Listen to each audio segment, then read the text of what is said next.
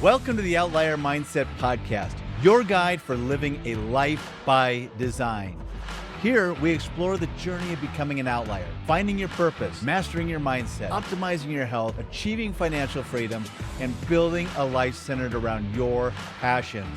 So tune in, transform, and thrive. Welcome to the Outlier Mindset. Let the journey begin. Hi, everybody. Welcome to the Outlier Mindset Podcast. I am your host, Rodman Schley.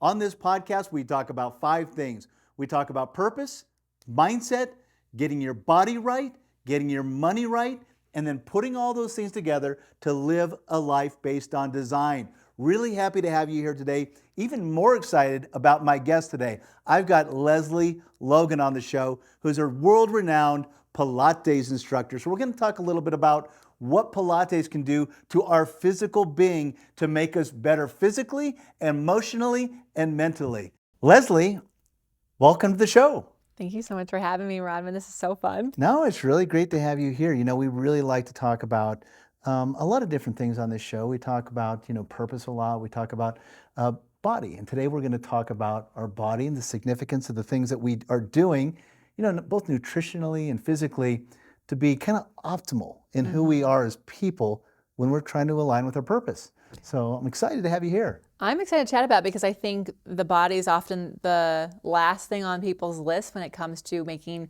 their magic happen or what they think is going to be what they do for their living. And it actually is a thing that takes you everywhere. So you have to actually pay attention to it. Yeah, for sure. We always say we want to lead with purpose. We want to find out what our purpose is in life first, right? So we always lead with purpose. Then we go into the mindset. We need to get our minds right. Make sure that we're in the right headspace before we start to move it through our progression. And then, even before we get to getting your money right or living with your purpose-driven life in mind, we get into getting our bodies right. It's so important. I feel like if we don't have our bodies right, we're just in a lot of trouble. Well, there's so many things about the body, right? So while I'm not an expert in it, like if your digestion's off, good luck with making your purpose happen, because if you don't feel good, if your hormones are out of balance because of what you're eating, then you're not even going to feel like you have the opportunity to take on anything. So the body is, I actually like that it's before the money, right? Because it is more important than people aren't prioritizing it enough. And the truth is, a lot of times I see people who've waited too long to prioritize their body. And then there's actually things I can't handle, I can't help with. Like, it's an uphill battle. So when people come to me at 60 wanting to work on their posture, it's a little too late. There's a lot I can do, but there's a lot I can't because the bones have now just moved that way.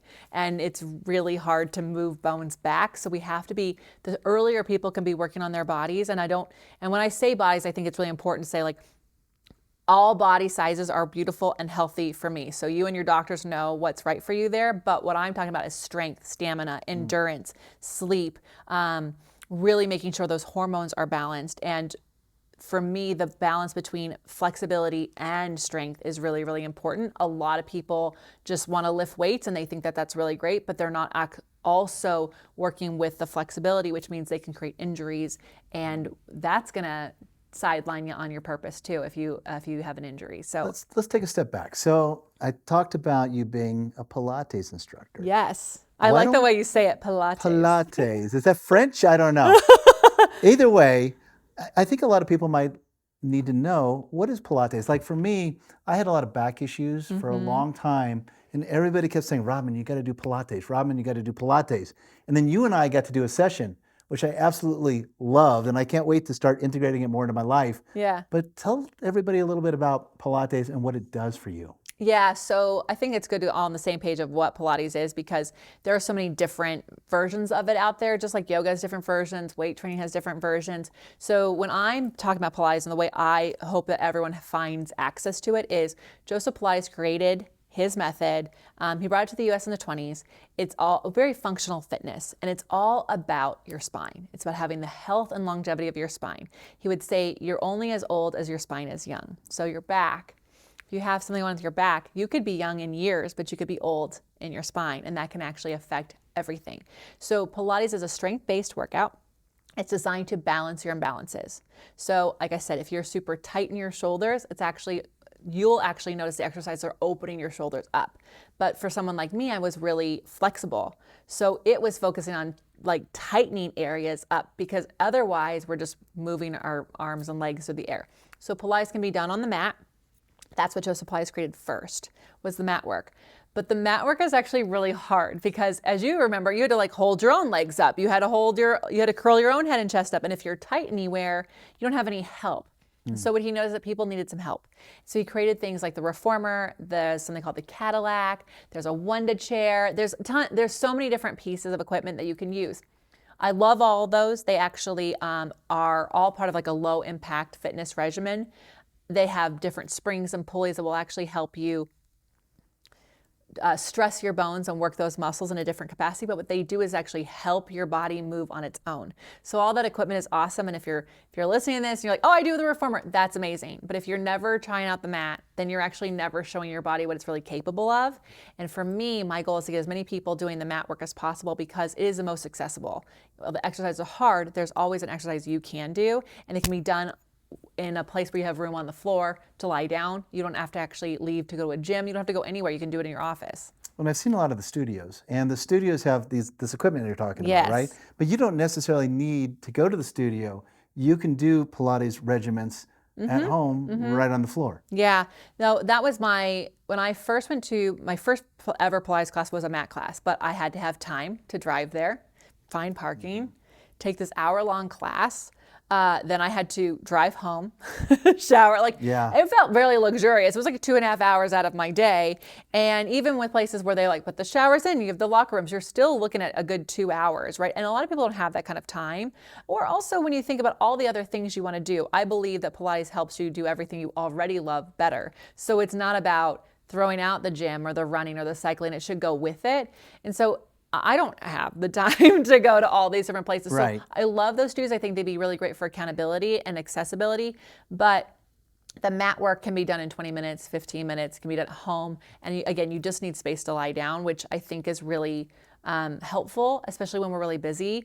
I want to make things as easy as possible for someone to prioritize moving their body. Yeah. And for me, with my back issues, I know that for a long time, it can just knock you out. I mean, there's times when, my back has knocked me out for an entire week, right? Right. And that's all, think about all the work you weren't able to do. And then you feel even more behind. And then you're stressed. And then the stress creates more pain. And then you get tighter, and then your back gets worse, right? And so in Pilates, I've always heard that it focuses on the core. Is that true? Yes. So let's talk about what the core is. When I say core, it might be different than what people think core is. So a lot of people will think abs.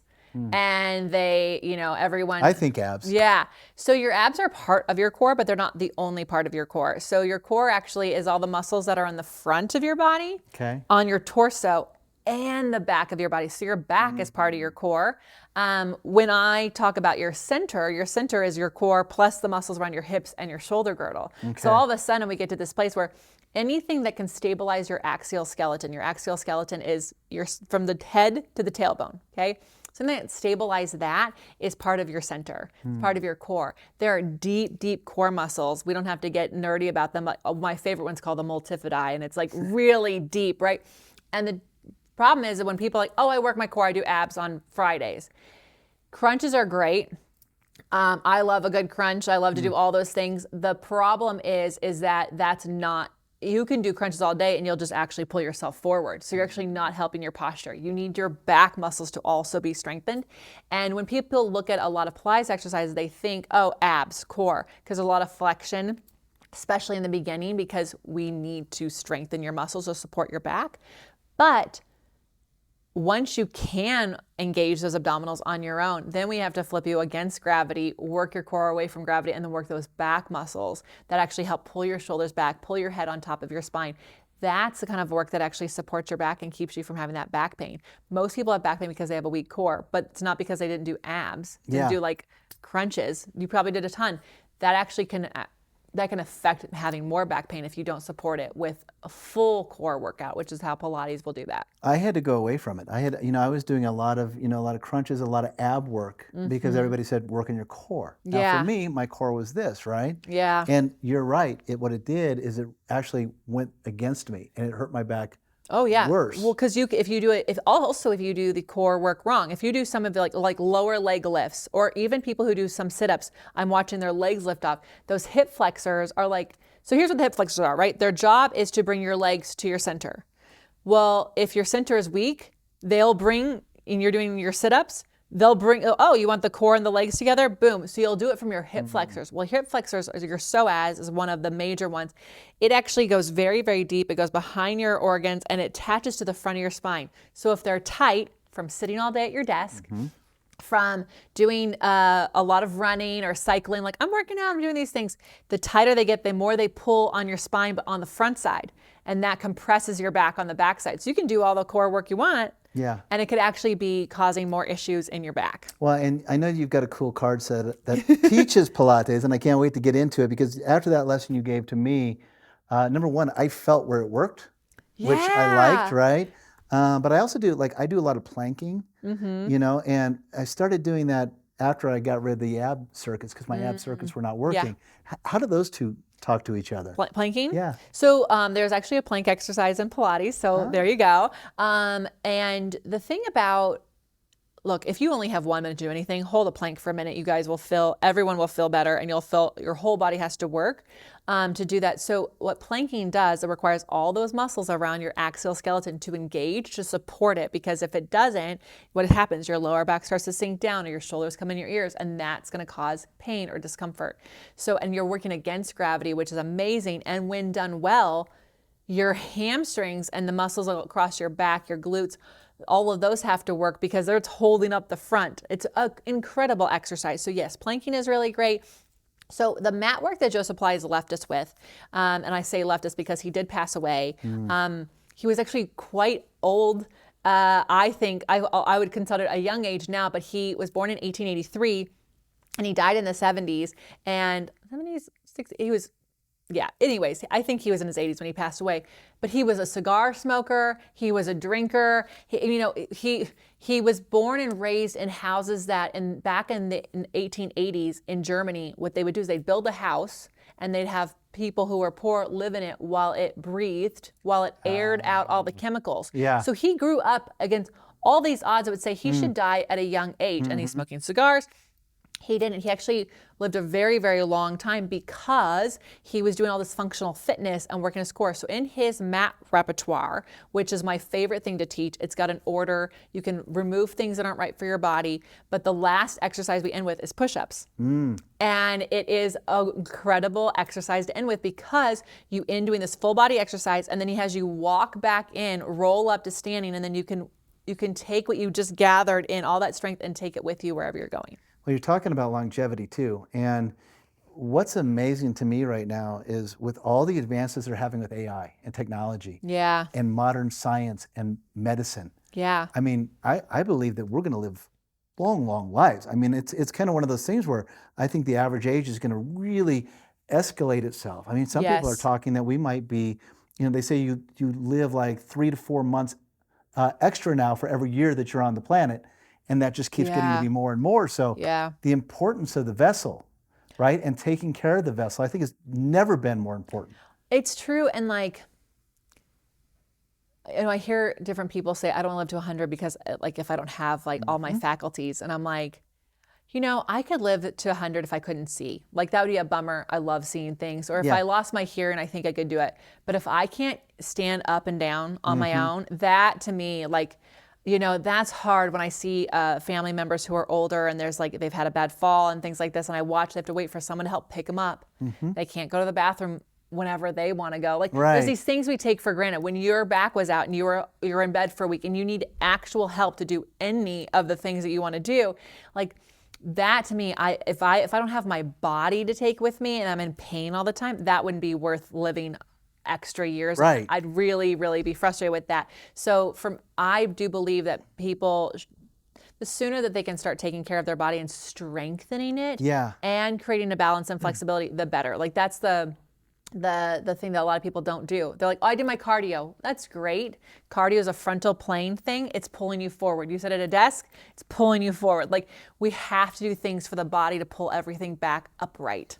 It seems to me that some of the most important things are our bone density, right? And our muscle mass. I mean, so many people, as you age, of course, you start to lose so much of that muscle mass, and your bone density changes. And I started to feel it in my body. Like I started to feel myself hunching over more, or kind of losing that muscle. And it became very important to me to make sure that, hey, I'm going to get this back. I want to be here and I want to be healthy a long time. Don't want to be breaking those hips when I get older. Well, when people break a hip, they didn't fall and break a hip. They broke their hip and fell. Yeah. So that's what happened. So the bones of their hip got so weak because of osteoporosis or osteopenia. So how your bones get strong is because you stress them. So that is doing anything that's strength-based. You can do your Pilates, you can do with equipment or on the mat. That's going to stress and strain your muscles, which the muscles pull on the bones. And so that's why not all stress is bad. Stressing your bones is actually very good. But if you wait to do that in your 50s, it's too late. It's actually too late. There's a lot we can do, but I can't reverse once the bones start losing their strength and their structure. And you have to start that when you're younger. And I really fear for the generation of children who've grown up playing video games, because they sit way more than I did as a kid. And even I my parents were like, you're watching too much TV, you gotta get out and play. So I really do worry because there's not enough stress on their bones. And certain age brackets in our life are like benchmarks we have to hit certain things by. And for women who are listening, especially before you go into menopause, you want to have as much strength built up, muscle tone built up, stress on your bones built up, because once you start to lose those hormones, yes, there's hormone replacement, there's different options, but there are some things that we start to lose, and as we get older, it's harder and harder to keep what we had. So you want to go into it with as much as you can. And for men, it's like, one of my favorite clients in life, he hated Pilates. He made sure to tell me every single, I hate coming. Yeah. And his wife wouldn't come, he wouldn't come. But then one day he knows he was taller than his friends. Because as you get older, you start shrinking. You start getting shorter. And he realized, oh, I'm taller than that. I was never taller than that guy. He's shrinking. So that's why he kept coming. And so just having all of those things that can help you enjoy the life that you're living. I want to live to 100 and enjoy it. Yeah. So you're talking about age. So let's talk a little bit about age and being able to perform Pilates. I mean, you said once you get in your 50s, it gets really tough. Yeah. But if you've been somebody most people have probably, had a pretty active lifestyle. Yeah. And they're coming into maybe they're in their 50s now. Is there any kind of age limits to go, maybe this isn't the right thing for you? So not really. Where the limitations come in is whether or not you can be doing something on your own versus having to go in and meet with a professional to work on things to get your connections there, and then being able to go on your own. And so one of the things that, what I would say is I've worked with people who are 11 years old up to 90. So I've seen the whole age gamut, and there's no age that can't start. It's just that if you have trouble getting on and off the ground on your own, you're gonna wanna start in a private session, and you're gonna wanna start where there's equipment. Go to the studio. You're gonna wanna go to a studio. If you have acute pain right now, that means the pain is happening in your body right now and it just started, you're gonna wanna go see a professional just to make sure you know how to work around that pain. You wanna make sure you're not doing anything to aggravate or to make it worse. If you have chronic pain, it's a different story, because you can actually, you know if that pain is too much or you know how to manage it a little bit more.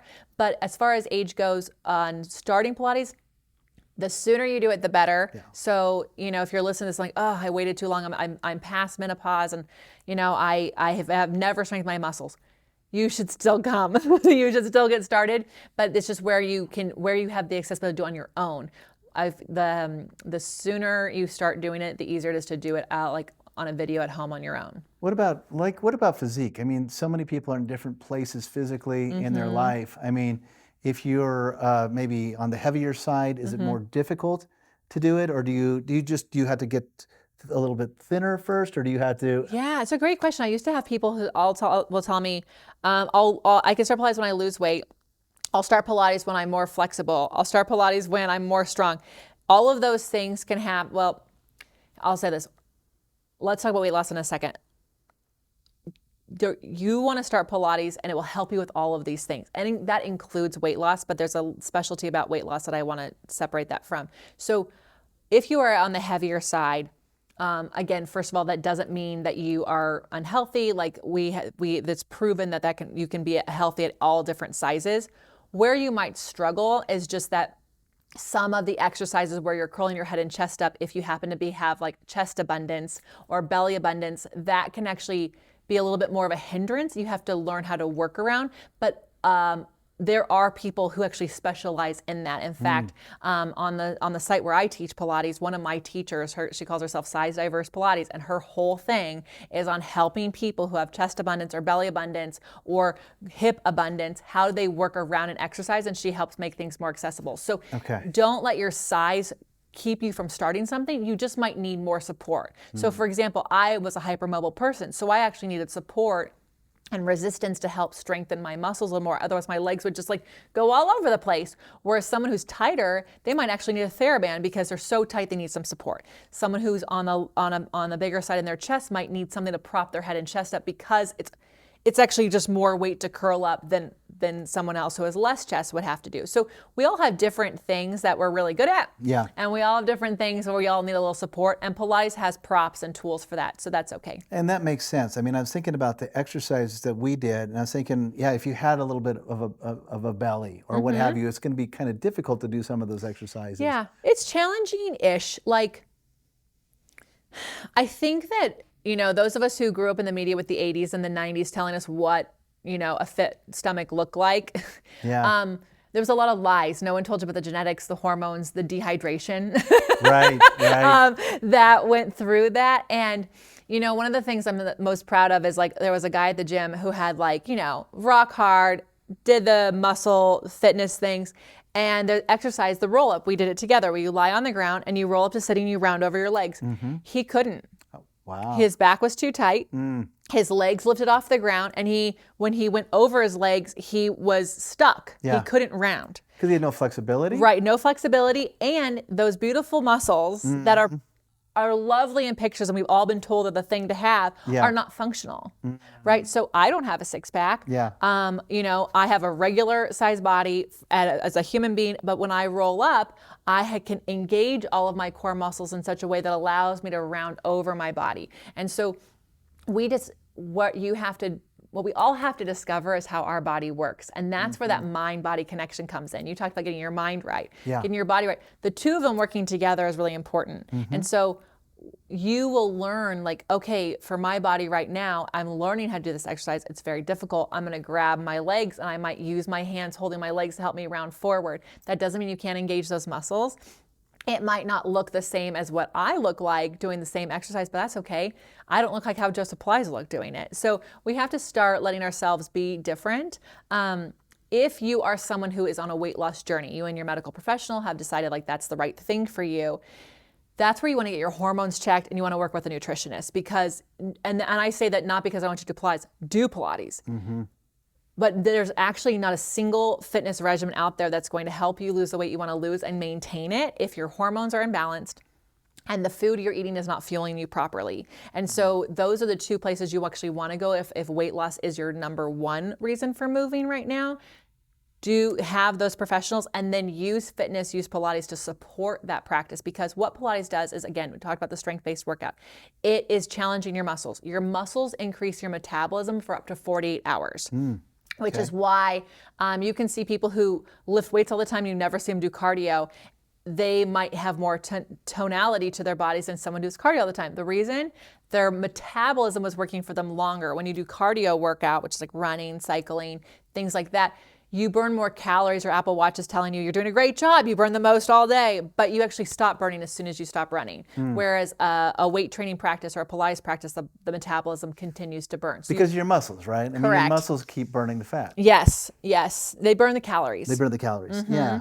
Sometimes we can aimlessly drift through our life, not really sure how to break the patterns and live the life that you've always dreamed of. I get it. I have been there, so caught up in chasing opportunities until I found myself in a life that felt foreign to me. It took me years to unwind the messy web to get back to what I've been put on this planet to do. And let me tell you this, purpose doesn't have to feel out of arm's reach. And I designed a plan for you to do a little bit each day over the next 30 days in a challenge that I call the Outlier 30. It's specifically designed to help you find or create more clarity around your purpose. So if you're feeling lost and you want to finally turn things around, and live that life that you were destined to create. Sign up right now. It's free. You have absolutely nothing to lose and the whole world to gain. Visit gorodman.com/outlier30 today. You know, I always think too, we always talk about, you know, again, getting the mind right, then getting the body right. It is so difficult to focus on your journey when you're in pain or when your body's not doing what it should be doing. I mean, there's nothing, I mean, for those people, for example, who have migraines, right? I mean. Oh, I can't. I've had clients where I had to teach them Pilates with the lights off because they have weekly migraines and they wanted to keep coming. And I'm like, this is a debilitating thing that you have. Yeah. Yeah. And a lot of people have that. I mean, and, you know, some of it's fixable, some of it's not. Yeah. But, some of it's outside the control, for sure. But it's so important, I think, that if you're really going to be performing at its peak, if you want to be a peak performer, you got to make sure that you've got all those things clicking. And, you know, body is just so important. Yeah. I mean, so there was a guy who did a study, and forgive me, I don't remember the study. It was many years ago, at least 10 at this point, where he had people in his office. He said, okay, can you get down on the ground? And then he counted everything that they did to get on the ground. Did they touch the counter? Did they get on their knees? How many touch points did they did to get on the ground and then get back up? Okay. The people who could just go down to the ground, no hands, and get back up lived 30 years longer. Yeah. So, and the what is correlation, right? The correlation is we have to be able to move our own bodies around. So I don't care if you, like, I am impressed that my father can like deadlift 285 pounds and my husband's working on that too. It's awesome, right? Like I love that about them and I think it's really impressive numbers. But if you can't get down and off the ground on your own, do you remember, like, I remember growing up with the commercials like, I've fallen and I can't get up, and they're radioing into like somebody, right? That's a bad. If you can't get off the ground and you fall, like you can die. You could be alone, and that is a terrible, terrible thing. So, and also what happens is you just start living less life. If it's hard to move your body around, it's hard to get out of the chair. Like I remember my grandmother, bless her, I loved her. She would literally rock her chair to kind of like fling her out of it. She died way too young, and it's because you start slowing down, the harder it is. So we have to think of our bodies as the actual vehicle that's going to help us towards our purpose. Yes, your mind, and yes, money, and yes, investors maybe if that's your goal, or employees, or the best product, or whatever. None of that matters if you are in pain or if you cannot keep up with your goal. Like you have to be able to. So it is important, and I think in life there's too many people who are all or nothing. Well, if I can't go to the gym for an hour, I'm not going. You can stand at your desk and do some squats. Like you can lay on the ground and do 1 minute of Pilates. Like you mentioned my flashcards, you can pull one exercise and you can just do that one thing. Start somewhere, because the reality is that when you start somewhere, that's how habits are created. They start the smallest thing. And the other part of that is like you actually create more energy, which allows you to be able to do more, which means you might have more time tomorrow. So what 1 minute to work out turns into 2 minutes to work out. And the other thing that's really cool is moving, like Pilates, creates that dopamine response in our brain. It makes it easier for us to handle big tasks. It also is what helps us create habits. Getting that hormone in there that tells us, I love this, I love how I'm feeling. That's going to make it easier, and your brain's going to seek out other opportunities to move. And so, for example, I love being able to go to the gym. I love being able to have a perfect Pilates time where I have all of my stuff, but I'm on the road. Yeah. When we're at the dog park, I'm like, oh, there's a bench. I can do step-ups right here. I can do push-ups on this table. Like your brain starts to seek out opportunities to find movement excuses because it makes you feel good. Feel good. And you'll also look better. You'll see it in how you stand, and how you posture, and how you see yourself in the mirror. And I think every day, like you said, you got to start somewhere, right? Yes. You got to start somewhere. Make it small. Yeah. If you're worried about it, start small. And then just start working your way. You're going to feel so much better when you start doing it. You brought up posture. Yeah. You're going to look in the mirror in a better posture. So here's the thing, like, My first reason for going to Pilates was because I wanted to lose weight. So I will just be honest there. I thought it was going to help me lose my freshman 25. Spoiler alert, it did not. I definitely got stronger, had the lowest body fat percentage that I ever had, but I didn't lose weight, probably because I wasn't supposed to. It was supposed to be on my body. And actually in the 20 years I've been doing Pilates, I have actually slowly gained weight. Here's why that doesn't matter. I don't wear the scale wherever I'm going. I'm not wearing the scale into a board meeting. I'm not wearing the scale in to teach a class. The scale doesn't even follow me around unless I want it to, unless it's on my mind. But when you have good posture, you instantly look leaner. Your body is also using its muscles correctly when you're doing everything else in life. So all of a sudden standing at your desk is actually even more functional for your fitness because all the muscles are holding you up. That means, you're burning those calories. So if weight loss is really something you're wanting to do, all the more reason to do something that helps your posture get right. Yeah. The other thing it does is when your posture is in alignment, your digestion is better, which means you are absorbing nutrition, which is what you need to have your brain actually keep up with all of your thoughts. You won't be so sluggish. It helps you sleep better. Posture is something that is incredibly underrated and is very integral in making sure that you are able to do the things you want to do in this life. I would have never connected it to nutrition. Oh, it's insane. So if you are a sloucher, your guts don't have the space that they need to actually have everything go through the way it's supposed to go through. It's incredible. You want to know something else crazy? So the more forward your head gets on your spine, we see people who their heads are here because they're on their phones all the time. The more forward your head is on your body, off your body, you think about those, the human beings and evolution, they get more and more upright. So the further forward your head is going, the more in the picture you're going backwards. What that does is put you in your lizard-like brain even more. So our brains are already conditioned to see danger, right? But for the most part, we kind of go through life, we walk down the street, we don't actually perceive a car coming by as dangerous to us because, it's over there.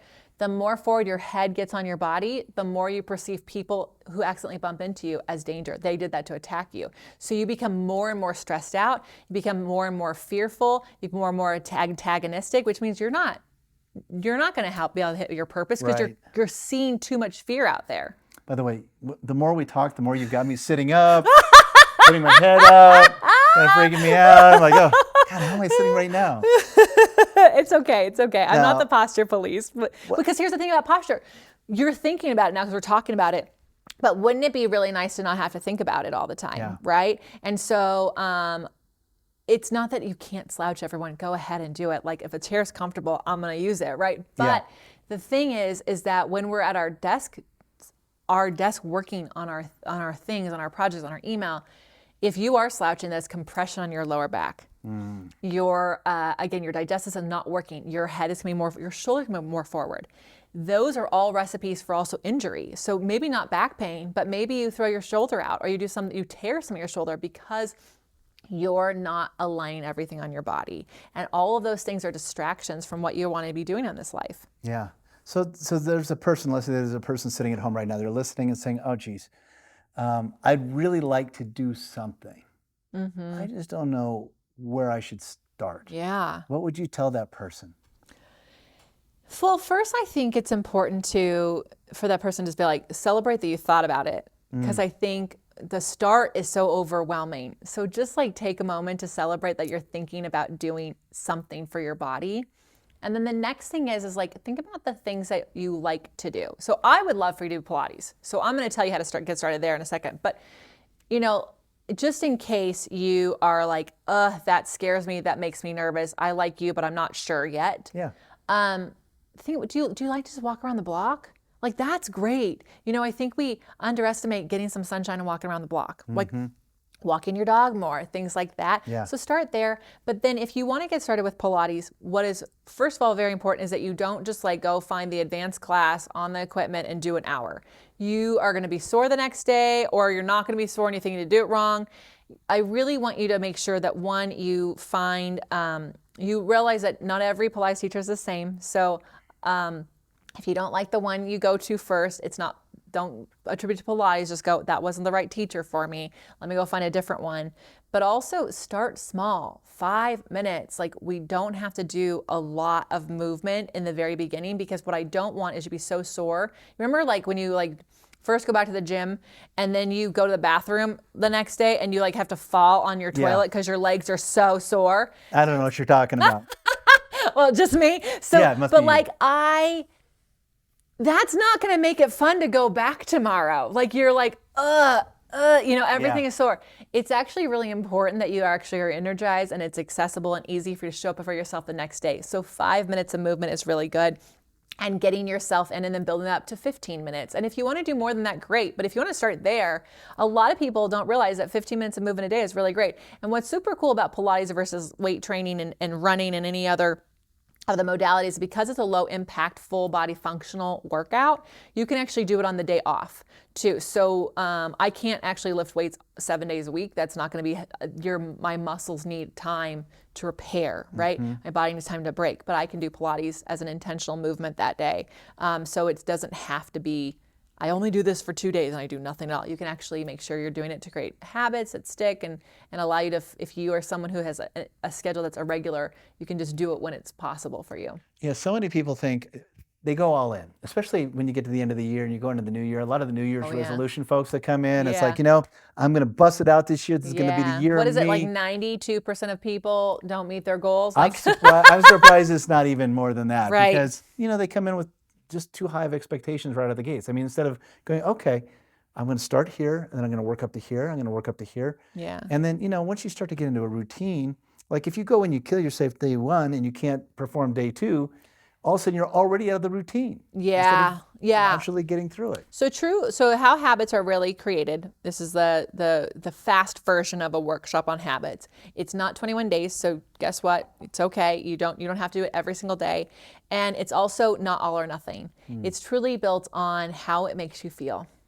So the more we can actually be kind to ourselves and celebrate what we did do, the more we can have fun with it, and the easier we make it for ourselves, the more likely we are to create a habit. So if you make the habit, I have to go to the gym for an hour, and then you get to the gym, you hit traffic, couldn't find parking because it's January and there's never parking in January. Right. And they're like, I only have 30 minutes to work out, right? And then you're kind of frustrated about it. Your brain just put, the gym stresses me out. Your brain is really good at making sure that you don't think about things that cause you harm. Yeah. So what it will do is it's not going to find time to go to the gym. It's not going to find time to make that easier because it brings you stress. It brings you pain. So anything that you actually want to be a habit in your life, you have to be kind to yourself. You have to make it easy to do. And you got to celebrate that you thought about doing it and that you did it. Yeah. And I think the other thing is like patience. Those who are listening who've ever done anything in life, like if you actually think about some of your greatest achievements, if you look back, how long did it take you? Right. Well, it takes time. Yeah, it takes so much time. Yeah. And also I like to attribute to like little kids, like, whenever you see a little kid like take their first step, everyone cheers. Everyone gets so excited. Why do they do that? They want the kid to take another step. They want to encourage the kid to keep going, right? They don't go, you took one step and you fell over. Like that's not what happens, right? We get so excited. Why do we do that for children? Why don't we do that for ourselves? So if you take one step towards going to the gym, that is actually worth celebrating. If you do one Pilates exercise, that's worth celebrating. You will get the benefits of Pilates the more you do it. You won't get it if you do it one time and give up, right? So I would much rather someone do 5 minutes of movement than go to the studio one time for an hour, like that, and then get overwhelmed or become too sore and not be able to do something. Well, just doing the work. I mean, the thing is you still got to start somewhere. I mean, if you're sitting at home and you're feeling frustrated, you don't like where you're at, you're physically not where you want to be, or, there's so many things that impact you mentally when you're not physically working either. I think there's just so many positive things for taking that first step and just doing it. So the first class I took, I as I mentioned, I went there thinking I was going to lose weight. What ended up happening is I felt what it was like to be inside my own body, like for the whirlwind to stop. I was running jewelry stores at the time, so I had all these things I was responsible for, and here I got to just like be in this space and I couldn't think about what I was doing later. So when I run on the treadmill, of course, I'm like, oh, I gotta do that. Oh, I gotta call that person, right? You're like squatting at the gym, you can think about other things. But when I was doing Pilates, I couldn't think about any, I was just like, what is my arms doing? What are my legs doing? And I was feeling these parts of my body I never felt before, these smaller muscles that help support the bones that move them around. It was so cool. And what I didn't know then, but it took me a little while later to realize like, oh, this is what it's like to be in my body, like actually in my body. And with the mat work specifically, and the way that I teach the mat work was we always start with the 100, we end with the push-ups, and whatever exercise in between we omit is based on your body and what it can do that day. But we start there. So there's a little bit of certainty. I know where I'm gonna start. I know I'm gonna end up. But I get to go through this, and because I do my mat work so much, you know, yesterday I was doing it, we're on the road, and I was like, oh, I'm leaning. Right? I'm leaning. So I'm able to be curious in my own body and notice what's going on and what is working, what's not working. And that kind of mind-body connection is so important because we have so few times in our life when we pay attention. How many times have you talked to the doctor about something like, how long has this been going on? Most people don't know. Like, my friend is a holistic doctor, and most people do not know how long they've had the symptoms that they've had because they're so disconnected from their head to their body. And so when you do this, when you do any kind of Pilates, but especially mat Pilates, and it's even if it's on your own, you get to be in your body. You get to feel what's like be connected to myself. And what I discovered in my practice over the next few years before I became a teacher was the more connected I got to myself, the more aware I was of where I was happy in my life and where I wasn't. I thought I had a great job and I thought I loved life. And what I realized is the more I went to Pilates, I was like, oh, actually, I love this job, but I don't love the city. So I moved. And then I got to understand myself there. And I was like, oh, you know, it'd be cool if I taught this, you know, that would be fun. And so it's really fun. I'm not saying everyone who's doing it is going to become a teacher, but what I did do was literally change my life because the more time I spent with myself and connecting my mind to my body and really feeling things out and realizing, oh, I need more sleep. Oh, I'm really tired today. Most of us don't notice we're tired until later in the day. We're like, man, I've been tired all day. What if you knew that and you could be kind to yourself? You know, today I'm tired, so maybe I'm going to do a couple extra things for myself and take this stuff off my plate. What if we actually had that ability? You know, you'd be surprised what you can get done because you're now not pushing yourself to be the same person every day. We're not. I feel like, you know, when you start exercising, you're physically active. I feel like you get so many benefits upstairs. Like, you know, when I work out or when I'm doing my walk runs that I do, I mean, I come back, it's just like a flow of ideas, a flow of thought, a flow of energy. These great things come back.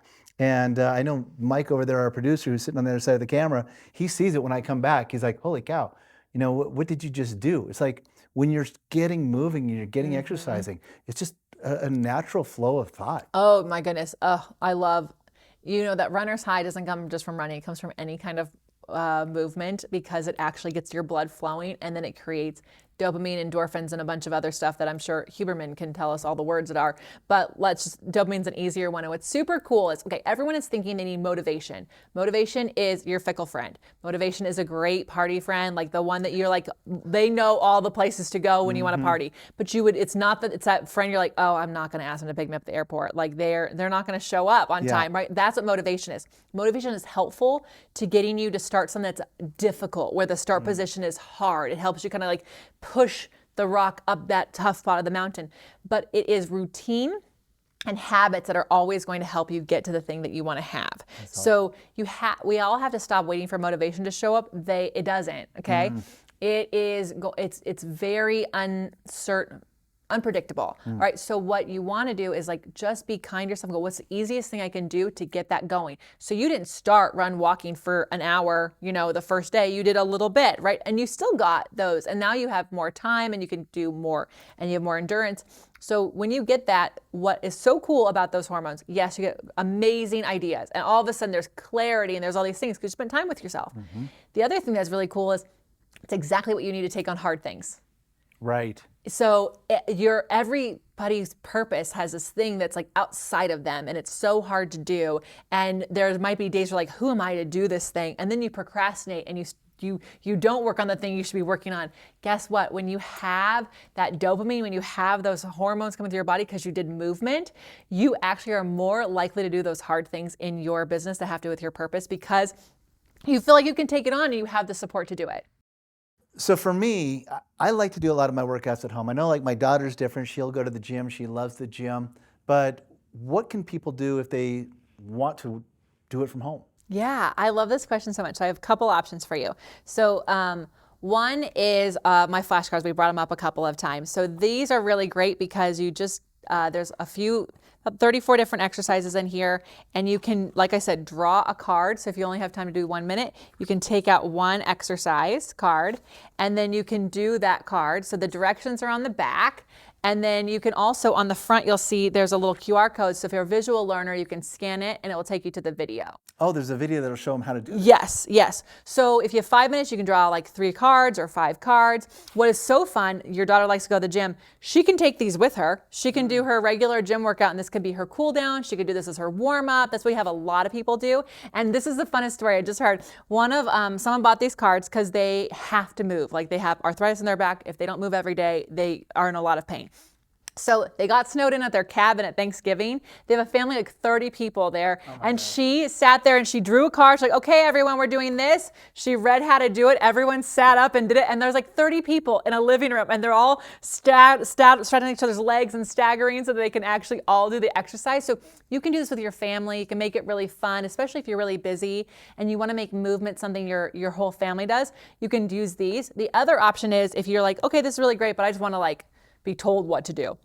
So if you're gonna go to opc.me/outlier, it is our 15-minute full body workout. So it's 15 minutes of movement. I teach you how to do every exercise. Is that what I did? Yes, what you did. So when we were together in Nashville, that's the actual workout that you did. And we move your entire body in 15 minutes. In that series, you'll also get the breakdown of each exercise so you can really nerd out and make sure you're doing it right. I love that. And for me, I'm just a creature of routine and habit. So like once I get what I like or the exercises that I think are, I don't want to say easiest for me to do, but that are very good for me, but that I can complete. Possible. Yeah. Yeah. I kind of get into those routines. So it seems to me like you could go do a lot of testing, figure out what's working for you, what helps you. I don't know how she's hanging from the ceiling. She's like, I don't know about that. Oh, wait a minute. There it is. Okay. Yeah, and you don't need the fancy mat that I'm on. That is a Pilates mat, but you don't need that. Oh, that is you. Look at that. That's me. But you can do it. You can just put your arms down. I explain how to do everything, whether you have equipment or not. So there's all these options, and also there's not only is there's a setup action, how to transition. So when you want to actually take it up a notch, there's actually a special way to get into the next exercise. But you also have how many reps to do, anything to pay attention to when it comes to your neck or back is in here, and then substitutions if this exercise is too hard for you right now. So if I'm going to come, so I come out, I go online, what was the name of the site? opc.me/outlier. Okay, so I go to the site, I do a 15-minute session. Will those kind of things be in the cards too? So I can go, oh, I did this exercise. Yeah. Now I've got the full information. Yeah, you I can do still both. watch videos. Yeah. Okay. You can do both. That's totally fine. Yeah, I totally want to work this into my day. And what would you say? Maybe start at 15 minutes and then gradually work your way up? I would say start at 15 minutes. And if you find, first of all, if you find that 15 minutes is too hard, then you go down and you don't get mad at yourself. You just go, oh, okay, I chose too much. I'm doing 10 minutes. And if 10 minutes, you do 5, right? But if you can get to 15, that's really, really great. And then when that becomes really, I don't want to say easy, because it's not that the workout's going to become easier. It's actually the more you learn about Pilates, the more muscles you bring into it, the more challenging it is for you, which is really awesome. That's why if it's easy, you're probably not doing it right. So relook at the exercise. But once it becomes easy for you to move for 15 minutes, then you can go to 20 and then 25 and 30. So at onlinepilatesclasses.com, which is OPC, we actually specialize in 30-minute workouts. And we do have a longer workout each month that's 50 minutes, but that's for people who know that they can do 50 minutes. And we actually give them an entire month to do that one. The 30 minutes, you have a week to do that one before it changes to a new one. But our members have a saying, finishing is optional. If you log in, press play, and you do 15 minutes, you did the workout, you did the whole thing. So you're good to go. I know one of the things that I was worried about when we did our session was, my flexibility is not great. It's been a problem for a long, long time. So I was like, I don't know if I'm going to be able to do the exercises. Yeah. But you taught me pretty quickly that you don't have to go all the way into an exercise. There are different variations that you can do that still give you the benefits. Yeah. And then as you gradually get better and better and more flexible, you can really work into the full exercise. Yep, it's 100% true. And honestly, for the people who are on the tighter side, I actually think it's easier for you to get the most out of the workout than people who are a little bit more on the more flexible side. I have to actually help you find the muscles that make you be in the positions, because it's easy for you to look like you're doing it right. So those who feel like, oh, I'm so tight, it's not gonna be able to work. It's gonna work easier for you. My flexible people, we gotta work on finding the space and creating the space with the muscles. So, Gotcha. Yeah. Well, perfect. Well, one more thing. So if people want to find you, they want to follow you, they want to see your face and go, who is this woman? Where do they go? You can go to onlinepilatesclasses.com for workouts with me, tips with me, habit stuff. And if you love social media, I'm on Instagram at Lesley.Logan, Lesley.Logan. Love it. Thank Lesley, you so thank much, you. Rodman. This has been great. Thank you very much. This is amazing. Fun conversation. Yeah, we'll do this again. I hope so. All right, thank you.